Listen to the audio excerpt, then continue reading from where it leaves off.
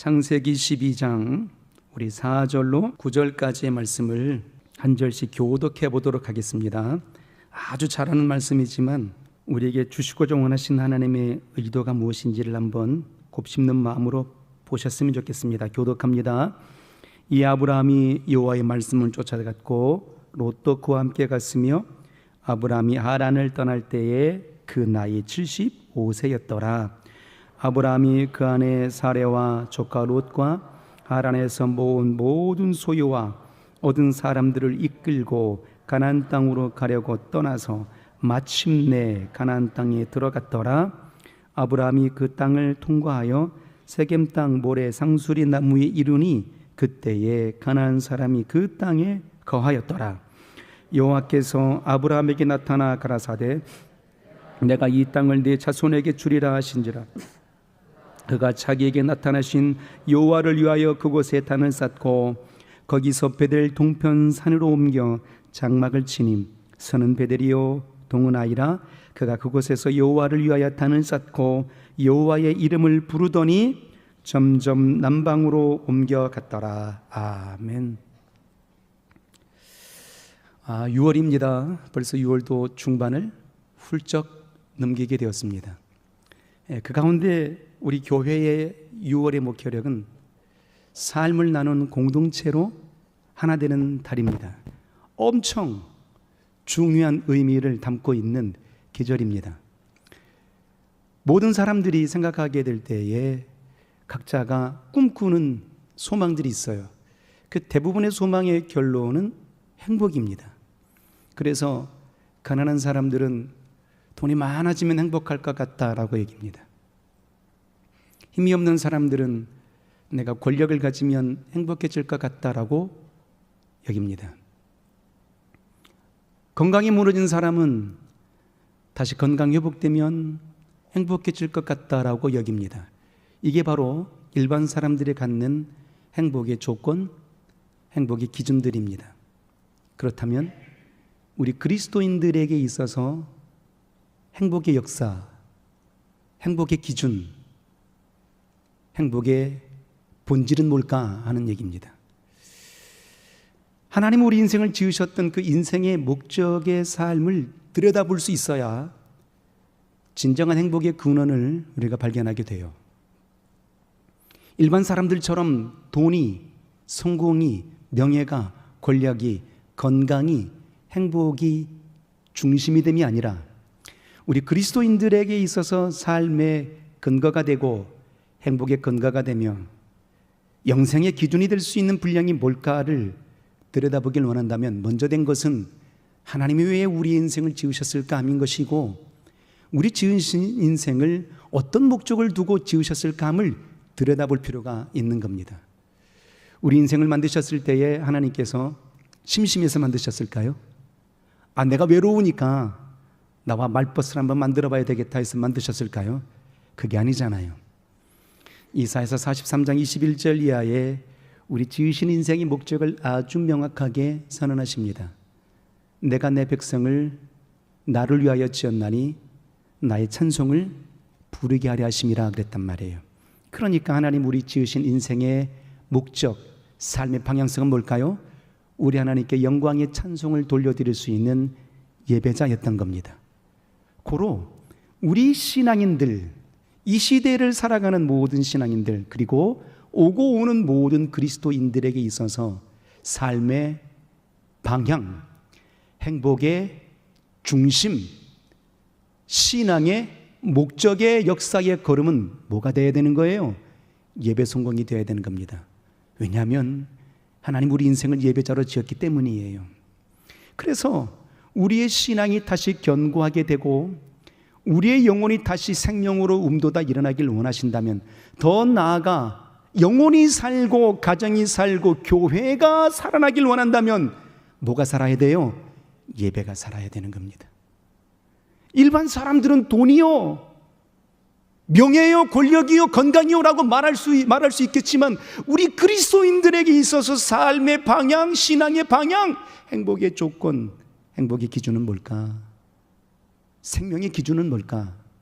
그건 바로 지으신 목적대로 살아가는 방향성이어야 되는 거예요.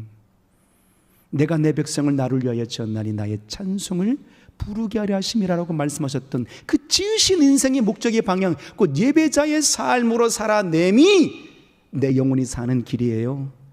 우리 가정이 사는 길이에요. 우리 교회가 다시 살아날 수 있는 역사의 초석이 된단 말이에요.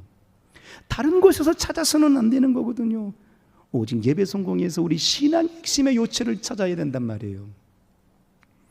창세기 2장과 3장을 봅니다. 하나님이 최초의 교회라고 할 수 있는 에덴의 동산을 따로 창설하셨어요. 그리고 그 지으신 인생 아담을 거기에 두셨죠. 왜 영적 존재를 거기에 두셨을까요? 왜 이 땅에 남겨두지 아니하시고 새로 창설한 공간에 두셨을까요? 그곳이 하나님의 교회, 하나님의 집이었기 때문이에요.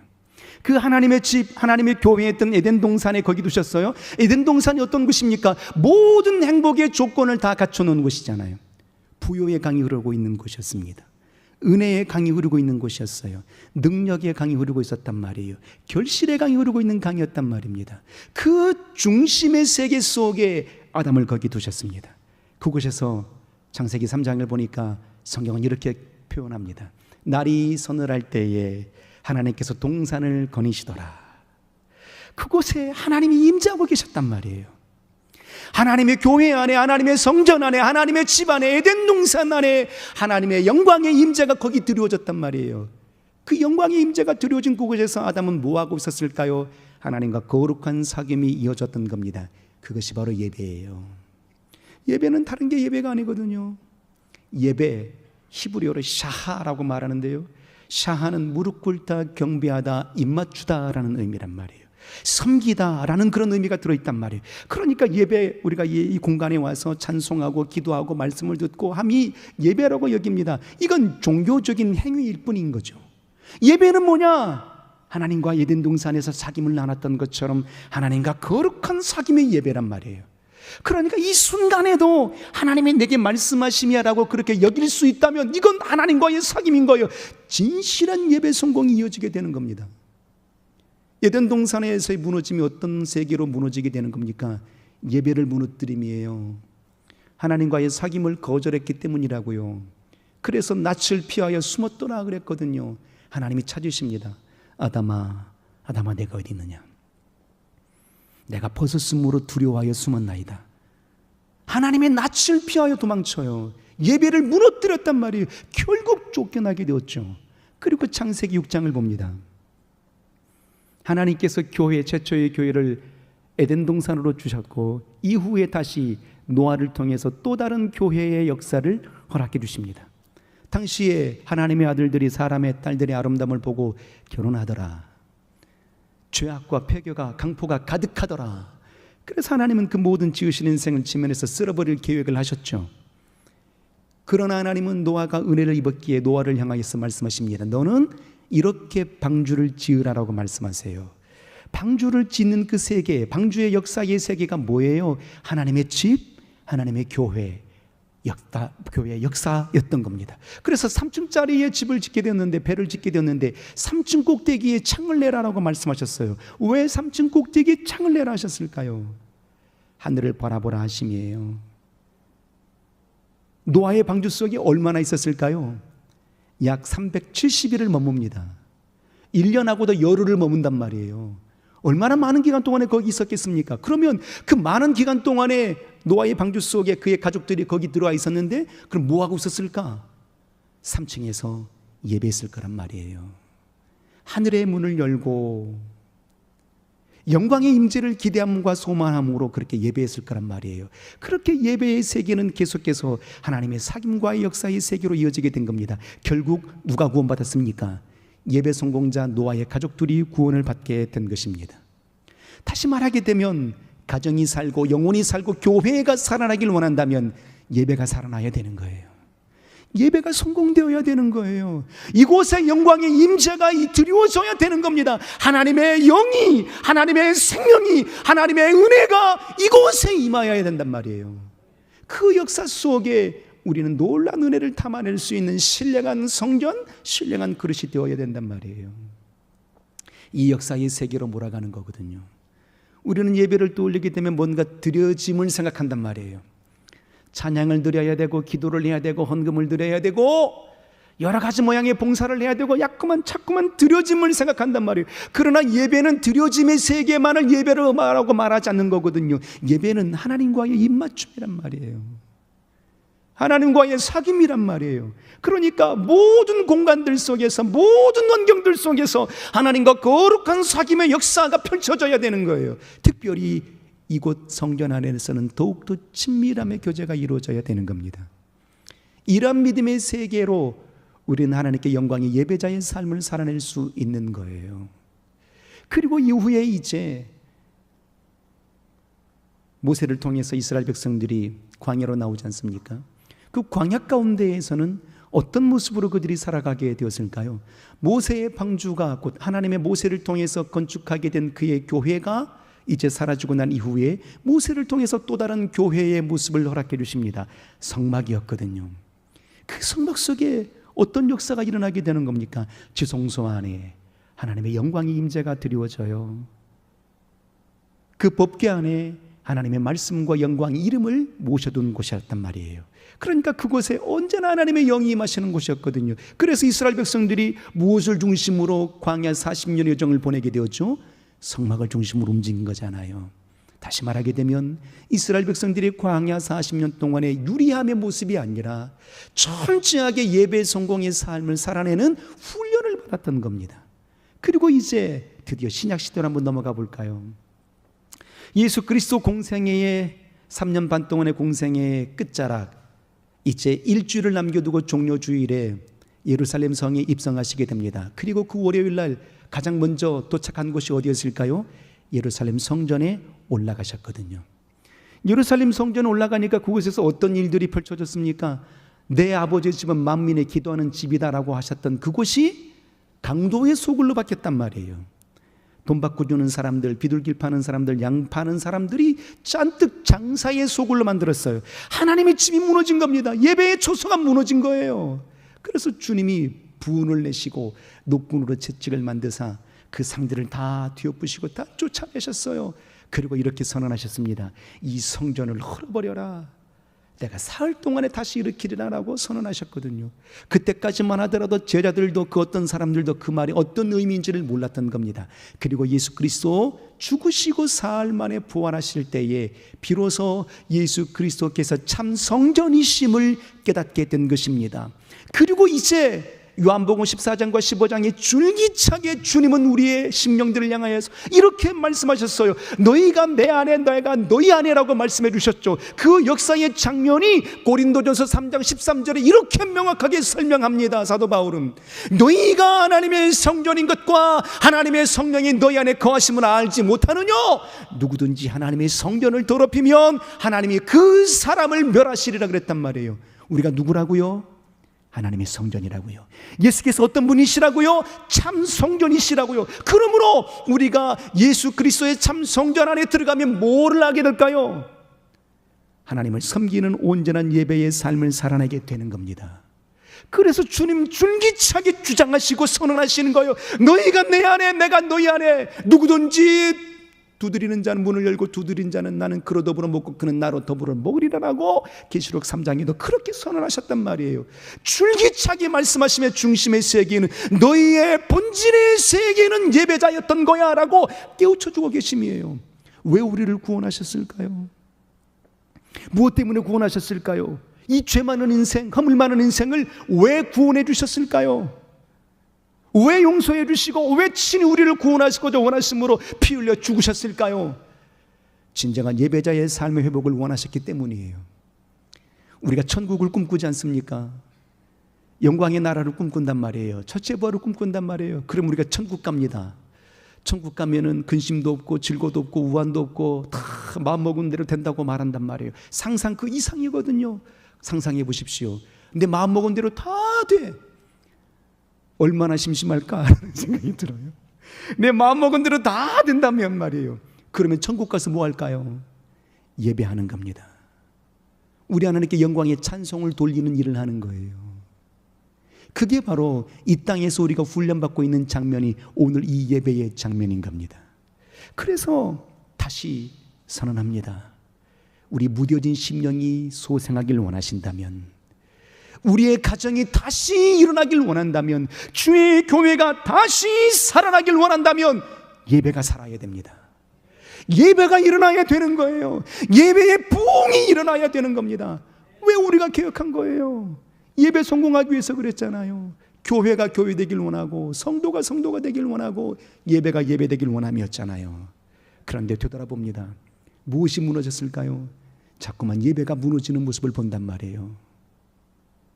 주일은 억지로라도 합니다. 수요 예배 바빠서 못합니다. 금요기도에 피곤해서 못합니다. 하나님이 지으셨던 그 근본의 세계에 행복의 중심이고 생명의 중심의 세계가 예배 성공임에도 불구하고도 우리는 자꾸만 예배를 잃어가고 있더라라는 얘기예요. 오늘 창세기 12장을 우리가 보았잖아요. 아브라함의 사건입니다. 이제 드디어 창세기 12장부터서 아브라함의 이야기가 계속 기록이 되거든요. 그럼 오늘 이 장면들 속에서 아브라함이 어떤 모습을 발견합니까? 아, 드디어 하나님이 말씀하셨고 가나안 땅에 들어갔더라, 이걸 보는 게 아니라 오늘 이 장면 속에서 놀란 하나님의 위대하신 역사의 장면을 들여다보게 되는데요. 아브라함이 이제 하나님이 명하심을 따라 75세의 부름을 받잖아요. 그러니까 요즘 시대로 말하게 되면 거의 할아버지입니다. 할아버지의 나이에 부름을 받았습니다. 내가 내게 지시한 땅으로 가라. 내 아비와 본토와 친척을 떠나서 내가 내게 지시할 땅으로 가게 되면 너는 복의 근원이 될 거야. 내 씨가 큰 민족을 이룰 거야. 내가 열방의 아비가 될 거야 라고 그렇게 선언하셨단 말이에요. 그 선언하시는 장면을 붙잡고 이제 아브라함이 갈 바를 알지 못했지만 갔습니다. 그리고 난 이에 드디어 오늘 5절에 보니까 어디에 도착했다고 그랬어요? 마침내 가나안 땅에 도착했더라 였습니다. 하나님이 약속하신 땅이었거든요. 그 땅에 도착하게 되면 새로운 땅에 도착한 겁니다. 상상해 보십시오. 우리가 가장 먼저 우리가 해외로 여행을 가게 되면 도착하자마자 어디부터 갈까요? 숙소 가야 되잖아요. 호텔 가야 되잖아요. 왜냐? 거기가 우리 베이스 캠프가 되니까. 거기다 짐을 풀고 또 쉬어야 되니까. 그런데 아브라함이 가장 먼저 가나안 땅에 도착해서 그럼 뭐부터 해야 될까요? 집을 져야 되지 않겠습니까? 당신이 잘 움막을 져야 되는 것 아니겠어요? 그런데 아브라함의 모습을 봅니다. 아브라함이 어떤 신앙의 모습을 보였는지 이 아브라함의 진실한 신앙의 삶이 우리의 삶이 되고자 소원함으로 한번 봤으면 좋겠습니다. 7절 8절 한번 읽겠습니다. 성경을 한번 볼까요? 창세기 12장 7절과 8절 한번 읽겠습니다. 아브라함이 가나안 땅에 도착하자마자 먼저 한 게 뭘까를 한번 중심으로 보십시오. 시작. 여호와께서 아브라함에게 나타나 가라사대 내가 이 땅을 네 자손에게 주리라 하신지라. 그가 자기에게 나타나신 여호와를 위하여 그곳에 단을 쌓고 거기서 베델 동편산으로 옮겨 장막을 치니 서는 베델이여 동은 아이라. 그가 그곳에서 여호와를 위하여 단을 쌓고 여호와 이름을 부르더니 그랬어요. 아브라함이 가나안 땅에 도착하자마자 뭐부터 했습니까? 집을 졌습니까? 예배했습니까? 예배부터 했잖아요. 도착하자마자부터서 장막을 짓는 게 아니라고요. 먼저 여호와를 위하여 그곳에 단을 쌓고 그랬단 말입니다. 이게 아브라함의 신앙이에요. 어디서 배웠을까? 성경에 기록함이 없으니까 알 수는 없습니다. 그러나 그 중심의 세계 속에 아브라함은 먼저 하나님께 예배함이 마땅함이야라고 여겼던 겁니다. 그래서 아브라함이 하나님 앞에 예배했던 그 예배 속에 아브라함은 뭘 담아내길 원했을까 하는 얘기입니다. 우리도 지금 이 시간에 예배하잖아요. 하나님께 영광의 찬송을 돌리고 있는 중이란 말이에요. 그러면 이 예배 속에 나는 무엇을 담아내길 원하는가 하는 얘기 있죠. 그리고 무엇을 하나님의 주심의 역사의 분량을 내가 담아내고 나는 하나님께 뭘 올려드려야 되겠는가, 이 사실이 중요한 거잖아요. 그냥 찬송하고 말씀 듣고 기도함이 예배가 아니라 하나님이 내게 주신 것을 담아내야 되는 것이고 나의 삶을 하나님께 올려드려야 되면 그게 예배잖아요. 왜냐하면 예배는 하나님과의 사귐이니까요.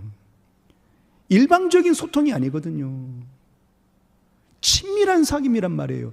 그러면 아브라함이 가나안 땅에 도착하자마자 여호와를 위하여 그곳에 단을 쌓아 예배했는데 그 예배 속에 무엇을 담아내길 원했을까요?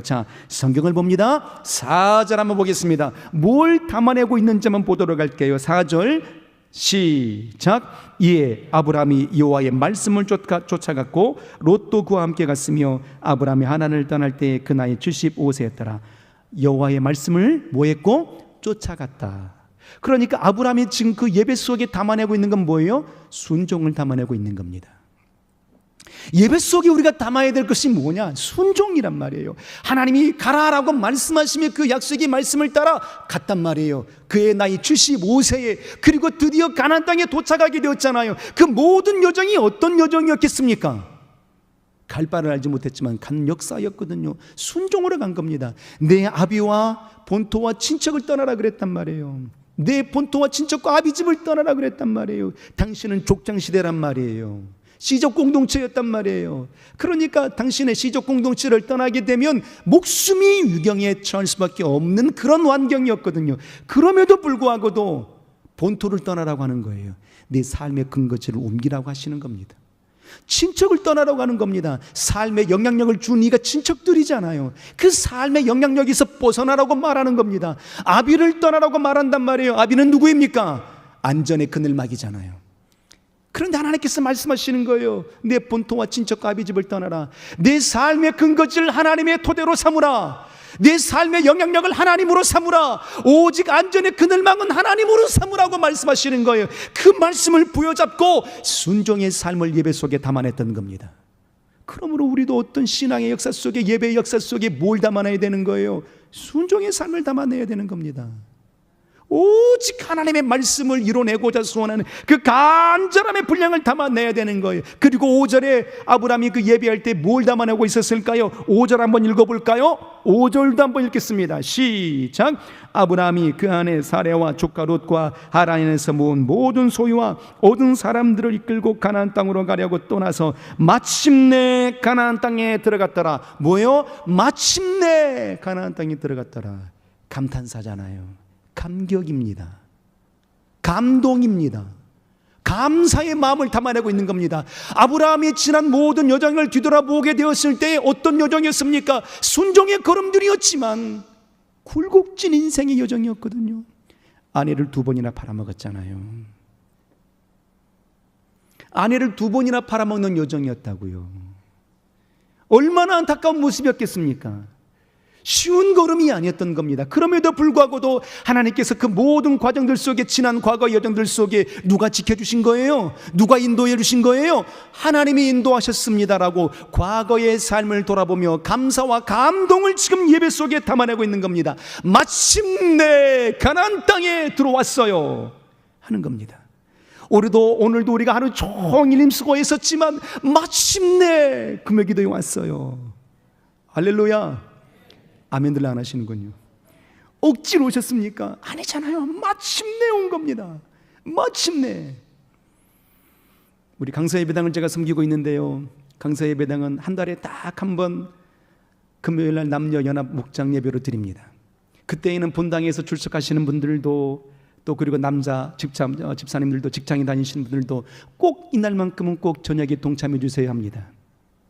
오늘 어떤 집사님에게 문자 메시지가 왔어요. 이번 주가 남녀 목장 예배인 줄 알고 목욕하고 이발까지 했답니다. 그런데 다음 주거든요. 그래서 목사님 이번 주인 줄 알았는데요, 다음 주더라고요. 다음 주에 갈게요. 얼마나 감사합니까? 그리고 그분이 만약에 다음 주에 오게 된다는 어떤 표현이 들까요? 마침내 왔어요. 할렐루야. 이게 바로 감사와 감동의 역사를 담아내는 것, 이게 바로 진실한 아브라함의 예배였단 말이에요. 예배 성공은 뭐냐? 우리의 순종을 담아낼 때 예배 성공이 이루어지는 거예요. 예배 성공이 뭐냐? 나를 지켜주심에 지나온 날들을 지켜주셨으니 감사와 감동을 담아내는 것, 그게 바로 예배 성공의 걸음들이란 말이에요. 그리고 다시 6절을 보겠습니다. 6절 한번 읽어볼까요? 감사와 감동만 담아내는 게 아니에요. 그러면 지나온 발걸음을 지켜주셨으니 감사하지만 이후로는 어떻게 하겠는가라는 얘기죠. 자, 이후의 삶에 대해서 아브라함은 이렇게 표현합니다. 6절 읽겠습니다. 시작. 아브라함이 그 땅을 통과하여 세겜 땅 모래 상수리 나무에 이르니 그때에 가나안 사람이 그 땅에 거하였더라. 가나안 땅에 들어갔더니 누가 있어요? 가나안 사람이 살고 있다고요. 장대한 아낙 자손들이 거기 살고 있다고요. 네피림의 후예들이 거기 살고 있다고요. 그럼 어찌 되겠어요? 그들과 전쟁을 불사해야 되는 거잖아요. 가족이 많은 것도 아니에요. 당신과 조카 롯밖에는 없잖아요. 그런데 그렇게 숫자가 많은 것도 아닌데 그렇게 장대한 네피림 후예들 가운데 속해서 어떻게 살아낼 수 있겠습니까? 하나님이 돕지 아니하시면 안 되는 거잖아요. 그래서 미래의 승리를 담아내길 원함으로 그가 예배하는 겁니다. 이후의 모든 삶을 지켜주세요. 지난 발걸음을 지켜주셨으니 이후의 모든 삶을 열어주세요. 이후의 모든 삶이 승리가 되고 하나님의 영광의 그늘 아래에 거할 수 있도록 허락해 주세요. 모든 삶을 헤쳐나갈 수 있는 지혜와 능력을 주세요라고 그 승리를 위하는 마음을 거기에 담고 있는 겁니다. 어디에요? 예배 속에 담아내고 있는 겁니다. 우리가 주일날 예배하잖아요. 첫 주일의 시작이란 말이에요. 첫 주일의 시작을 하나님께 영광의 예배를 돌리는 겁니다. 그 마음이 어떤 마음이겠습니까? 지난 과거의 삶에 대하여서 지켜주셨으니 감사와 감동을 담아내는 겁니다. 비록 순종하지 못하고 불순종한 모습이 있다 할지라도 회개의 마음을 담아내는 겁니다. 그리고 난 이후에 새롭게 걷는 월요일부터 걷는 모든 걸음들이 세상과 능히 기루어 이겨낼 수 있는 승리의 마음을 담아내는 것 아니겠습니까? 아브라함이 그랬던 거예요. 승리를 담아내길 원함으로 그 예배 속에 담아냈던 겁니다. 그리고 가장 중요한 세계를 그의 예배 속에 담아냅니다. 자, 무엇을 담아내고 있었을까요? 7절 한번 읽어볼까요? 시작. 여호와께서 아브라함에게 나타나 가라사대 내가 이 땅을 네 자손에게 주리라 하신지라. 그가 자기에게 나타나신 여호와를 위하여 그곳에 단을 쌓고, 누구를 위하여서 단을 쌓았어요? 여호와를 위하여 단을 쌓았어요. 하나님께 영광을 돌리고 있는 겁니다. 예배는 뭐예요? 무릎 꿇는 거거든요. 입 맞추는 거란 말이에요. 고대 근동 가운데 그의 역사적인 장면을 보게 되면 말이에요, 신하가 왕 앞에 오면 뭐합니까? 무릎을 딱 꿇고 그의 발등상에 그의 손에 입을 맞춘단 말이에요. 이게 바로 예배의 모습인 것이거든요. 그러면 그 예배의 모습 속에 뭐가 되는 겁니까? 나는 당신을 높입니다. 나는 당신 앞에 충성을 맹세합니다라는 표현의 역사란 말이에요. 곧 여호와를 위하여 단을 쌓았다. 곧 예배는 뭐냐? 하나님께 영광을 돌리는 역사의 심령들인 거예요. 내 삶을 위해서가 아니고 하나님의 영광이 되기 위하여서 하나님이 받으실 만한 찬송이 되고자 원함으로, 그래서 우리가 예배하는 거거든요. 그러므로 중요한 세계는 뭐냐? 하나님께서 받으실 만한 예배여야 된단 말이에요. 그래서 그 하나님이 받으실 만한 예배를 위해서 마지막으로 8절에 이렇게 선언하는 겁니다. 자, 8절을 보십시오. 읽겠습니다. 시작. 거기서 베델 동편산으로 옮겨 장막을 치니 선은 베델이요 동은 아이라. 그가 그곳에서 여호와를 위하여 단을 쌓고 여호와의 이름을 부르더니였습니다. 거기서 베델 동편산으로 옮겨 장막을 쳤어. 예배를 먼저 성공하고 난 다음에 자기의 집을 지었던 겁니다. 그래서 선은 어디요? 베델. 선은 베델이라고 그랬어요. 베델이 뭐죠? 하나님의 집이라는 뜻이에요. 그리고 동은 뭐라고 그랬어요? 아이, 어린아이가 아니라 폐허의 무덤이라는 뜻입니다. 그런데 그 사이에서 예배했다고 그랬단 말이에요. 그 사이에서 예배를 했는데, 단을 쌓고 예배했는데 드디어서 뭘 불러요? 여호와의 이름을 부르더라. 아브라함이 최초로 하나님의 이름을 부르는 장면이 여기서 나오는 겁니다. 하나님의 이름을 부르고 있어요. 어디에서요? 선은 베델, 하나님의 집, 동은 아이, 폐허의 무덤, 그 사이에서 하나님의 이름을 부르고 있는 겁니다. 증거의 삶을 담아내고 있는 거예요. 한쪽으로 눈을 돌리면 폐허의 무덤이 되는 겁니다. 쉽게 말하게 되면 예배가 무너지면 우리의 삶은 폐허의 무덤이 되는 겁니다. 예배의 성공이 이루어지게 되면 하나님의 집이 되는 거예요. 그래서 그 중간에서, 그 중심에서 여호와 이름을 부르고 있는 겁니다. 하나님, 나는 하나님의 증거자로 살고 싶어요. 나는 예배 성공자로 살고 싶어요. 그러므로 내 모든 삶의 역사는 하나님의 증거를 위하여 예배합니다라고 선언하고 있는 겁니다. 우리 이런 예배자가 되길 원합니다. 하나님의 이름을 높여드릴 수 있고 하나님의 이름을 증거할 수 있는 진실한 예배자, 이 역사를 위해서 내가 내 백성을 나를 위하여 지었나니 나의 찬송을 부르게 하려 하심이라고 선언하셨던 그 역사의 장면을 지금 아브라함이 이뤄내고 있는 겁니다. 우리 예배 속에서 고백하잖아요. 주님, 내 모든 삶을 받으소서. 내 모든 삶을 받으소서. 그리고 축도가 끝납니다. 교회 문을 열고 나갑니다. 새로운 예배의 시작인데 보통 다 무너지거든요. 세상의 거함으로 우리의 삶이 무너지고 우리의 신앙이 무너지는 장면들을 본단 말이에요. 결단코 그럴 수 없는 겁니다. 증거의 삶을 이뤄내야 되는 겁니다. 왜 술 마시지 않고 왜 담배 피지 않는 겁니까? 증거의 삶을 위하여서입니다. 내가 그리스도인이에요. 내가 하나님의 사람이에요.